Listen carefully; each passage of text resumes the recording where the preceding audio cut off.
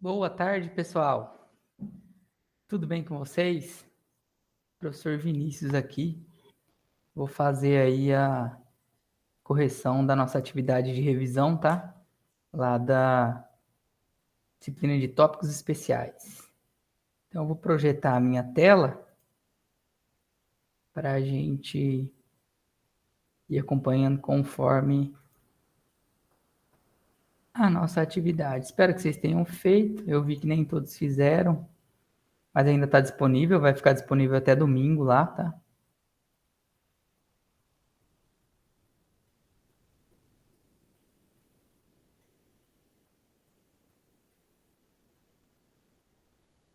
Bom, tá lá. Então, os exercícios de direcionamento tá no link aí no Google Classroom. Primeira questão. Nesse estágio, as células cancerosas estão somente na camada de tecido na qual desenvolveram, sem metástase. Então, nesse caso, a gente está falando do carcinoma in situ, tá? As outras alternativas é câncer invasivo. Para o câncer ser invasivo, tem que ocorrer a metástase, né?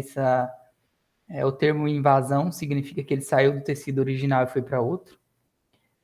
Neoplasia invasiva, mesma coisa. Hiperplasia não é câncer, hiperplasia é uma adaptação celular, né, do tecido, que essa adaptação ela pode ser fisiológica ou patológica, mas ela não é classificada ainda como câncer, tá bom?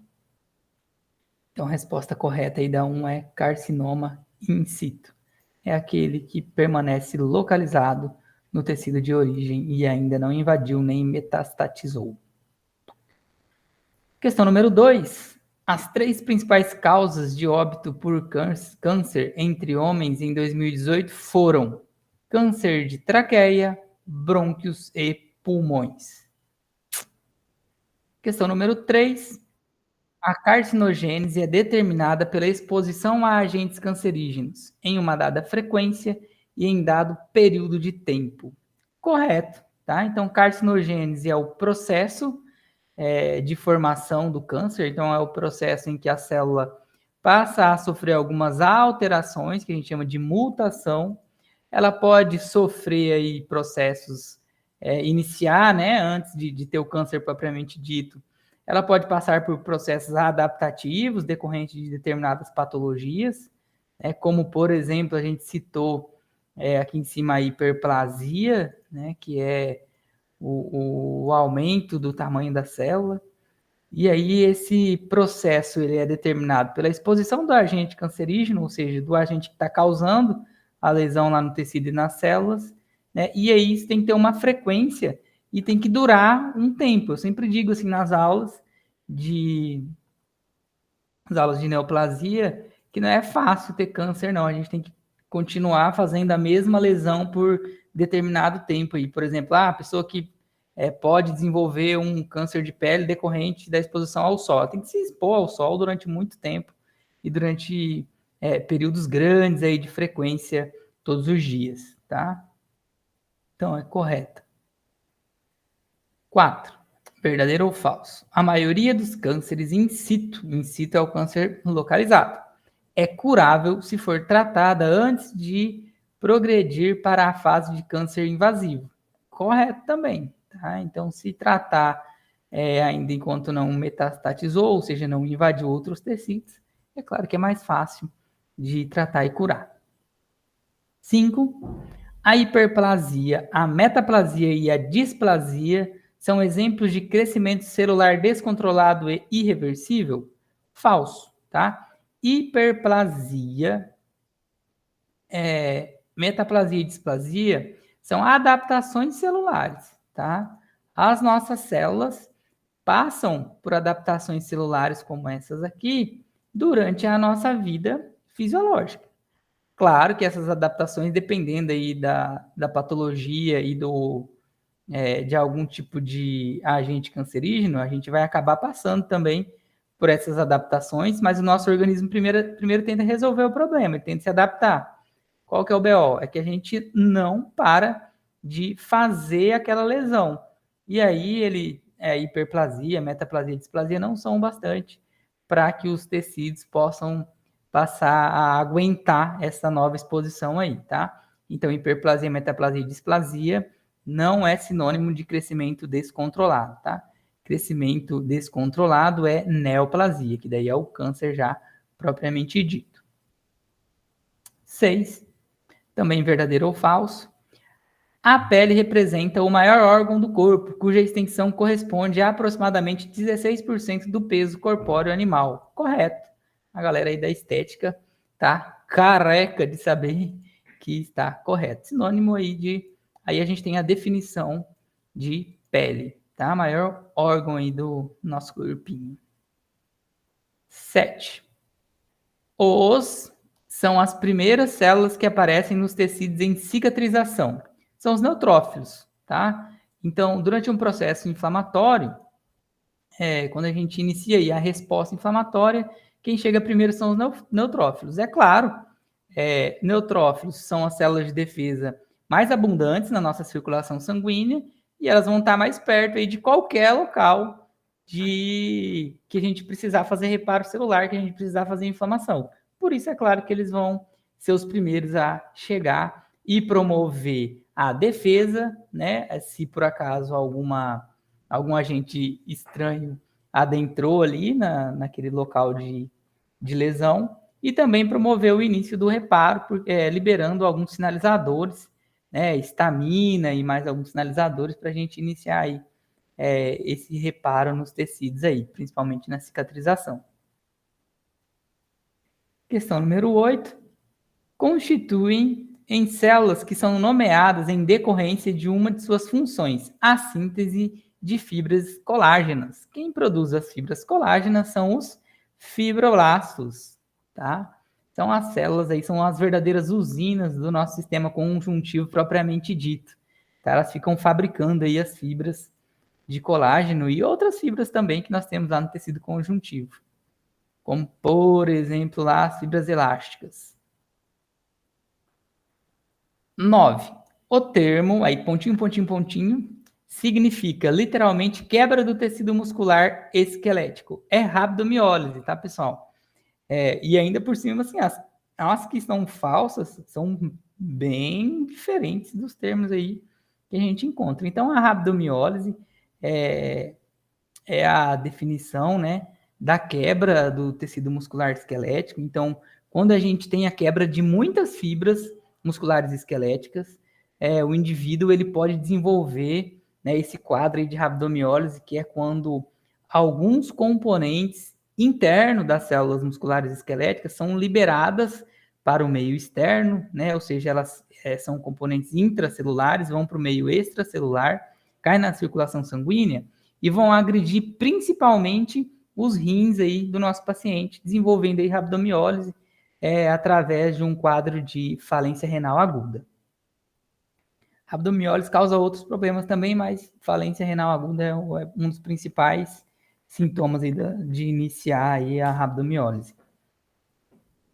10. Em contraste, durante o exercício de alta intensidade, há aumento na disponibilidade e na taxa de oxidação de glicose. Verdadeiro, pessoal. Tá? Então, às vezes, a gente fica achando que só porque o exercício é de alta intensidade, a gente vai aumentar aí somente a taxa de oxidação de ácido graxo. Mas, independente do que você estiver fazendo, você tem que pensar que as nossas células, principalmente as células do sistema nervoso central, elas só utilizam glicose como combustível. Então, assim, a gente nunca vai parar de promover a oxidação da glicose independente do exercício. Lá no exercício de alta intensidade, né, o que a gente vai fazer? Como a gente está gastando muita energia, o nosso organismo começa a queimar também glicose, oxidar a glicose para produzir energia, porque pode ser que não dê tempo da produção de ácido graxo, de eu conseguir produzir energia do ácido graxo, que eu consiga atender essa demanda, né? Tão rápido a demanda muscular, por conta do exercício que eu estou fazendo agora, que é um exercício de alta intensidade, né? E eu preciso atender essa demanda dos meus músculos, e eu preciso manter o sistema nervoso central e os órgãos, os órgãos e os tecidos principais, os vitais, funcionando, né? Então, o que o nosso organismo faz? Ele inicia também a oxidação de glicose, tá? Por isso que é importante a gente ir repondo, né? Não só os sais minerais e a água, mas também ir repondo aí glicose em exercícios de alta intensidade e que possam durar, né, por bastante tempo. 11. Durante a atividade moderada de longa duração, o músculo prefere, deixa eu só ver aqui porque está querendo fechar, continuar na chamada. Pronto, coisa chata. 11. Verdadeiro ou falso? Durante a atividade moderada de longa duração, o músculo prefere captar energia através dos ácidos graxos. Então, assim, ó, aqui a gente tem uma diferença. Eu falo de uma atividade moderada, tá? Então, não é atividade de alta intensidade, ela é moderada, de longa duração. Então, verdadeiro. Por quê? Como ela é moderada, a gente não está gastando tanta energia assim num curto período de tempo. Então, o meu organismo vai preferir utilizar, tá, os ácidos graxos como fonte de energia. Então, para quem quer perder peso, por exemplo, a atividade física moderada de longa duração é melhor do que a atividade física de alta intensidade, tá, e curta duração. Então, é interessante aí vai depender, é claro, quem é atleta de alto rendimento, que ele não está pensando em emagrecer, na verdade ele quer rendimento, ele vai utilizar lá o exercício de alta intensidade. Né? A gente que às vezes quer simplesmente fazer uma atividade física para perder peso e tal, vai utilizar a atividade moderada de longa duração. E aí o nosso organismo vai preferir fazer respiração celular, vai preferir captar energia através da quebra de ácidos graxos. Tá? 12. São especialistas na apresentação de antígenos para os linfócitos, células dendríticas. Então, até lá na vacinação, quando a gente coloca a vacina lá no braço, a gente espera que as células dendríticas rapidamente fagocitem as partículas colocadas através da vacina, né, os antígenos ou os pedacinhos lá de partículas de vírus, ou seja lá do que for a vacina, e carreguem para os linfonodos que estão aí pertinho do nosso braço e apresentem lá para os nossos linfócitos, e os nossos linfócitos produzam a defesa contra esse determinado agente para o qual a gente recebeu a vacina. Então, células dendríticas têm essa função aí de apresentadoras de antígenos. Existem outras células também, mas entre essas que está aqui são as células dendríticas. Macrófago também faz essa apresentação. 13, verdadeiro ou falso. A inflamação representa a reação do tecido vivo não vascularizado a uma agressão local. A inflamação só acontece em tecido vivo vascularizado, tá? Inflamação é uma reação que eu preciso de circulação sanguínea para que ela ocorra ali naquele local. Então aqui está falso porque ele diz não vascularizado. 14. Os linfócitos são as primeiras células que aparecem nos tecidos em cicatrização. Falso, tá? As primeiras células que aparecem em tecido de cicatrização, a gente já falou lá no início, são os neutrófilos. Linfócitos, eles vão aparecer já numa segunda reação aí, que aí o linfócito aparece depois que os neutrófilos já chegaram, fizeram a primeira reação, que aí é o sistema imunológico que não é específico, né? A imunidade inata, agindo primeiro com os neutrófilos, macrófagos, sistema complemento. Aí depois os linfócitos vão sendo recrutados e os antígenos vão sendo apresentados para eles, se for o caso, produzir aí uma defesa específica contra esse agente invasor, né? Nem sempre é um agente invasor, mas é assim que funciona. Então, o linfócito não é quem chega primeiro. O linfócito é meio atrasadão aí nesse contexto da inflamação. Verdadeiro ou falso? A cicatrização é caracterizada pelo reparo tecidual com reposição de um tecido idêntico ao original? Falso. Por quê? A cicatrização é caracterizada pelo reparo tecidual com reposição de tecido conjuntivo, tá? Então, na cicatrização, a gente até repara a lesão ali, mas não é com o tecido original. A gente vai tacar um pedaço de tecido conjuntivo lá naquele local e vai ficar a cicatriz. Que eu tenho aqui, eu não sei se dá para ver do vídeo, né? Mas são as cicatrizes que a gente tem. Então aqui eu tinha nesse local tecido epitelial de revestimento, né? Quando eu queimei isso, que eu era criança, a lesão foi profunda, chegou em tecido conjuntivo, o meu sistema de reparo reparou isso, promoveu uma reação inflamatória de reparo e reparou com o tecido conjuntivo. O que aconteceu? Como ele não reparou com o tecido original, eu fico com a cicatriz aí para o resto da minha vida. 16. Verdadeiro ou falso? A regeneração é caracterizada pelo reparo tecidual com reposição de um tecido idêntico ao original. Agora sim, verdadeiro. Quando o reparo for feito por regeneração, significa que eu repus as células que morreram ali naquela lesão com células idênticas às que existiam ali anteriormente. E aí, depois de um tempo, não vai ficar cicatriz, tá? Não vai dar nem para perceber que ali existia uma lesão. Pessoal, então é isso. Eu vou parar aqui o compartilhamento. É isso. Cada questãozinha dessa do Kahoot reflete a pelo menos uma questão da prova, tá? Eu não viajei, não saí fora do contexto da prova.